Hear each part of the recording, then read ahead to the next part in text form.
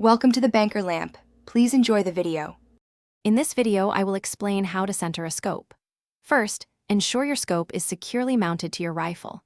Use quality rings and bases, tightening all screws to the manufacturer's recommended torque, often around 18 to 25 inch-pounds for ring screws.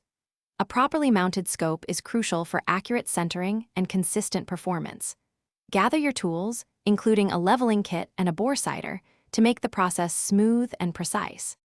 Next, we'll mechanically center the reticle.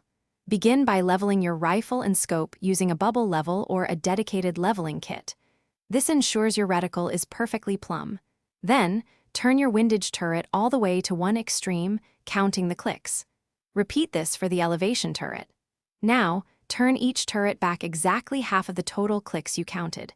This positions the reticle at its optical and mechanical center. Now, let's optically center using a bore sighter. Insert a magnetic or arbor-style bore sighter into your rifle's barrel. Look through your scope and observe the bore sighter's grid or laser dot. Adjust your scope's windage and elevation turrets to move the reticle until it aligns precisely with the bore sighter's center point. This gets you very close to zero, often within a few inches at 100 yards, saving you ammunition at the range. Finally, we verify and fine-tune at the range. Fire a 3-shot group at a target 25 yards away. Adjust your scope's turrets to shift the point of impact to the bullseye. Then, move to 100 yards and repeat the process, making small, precise adjustments.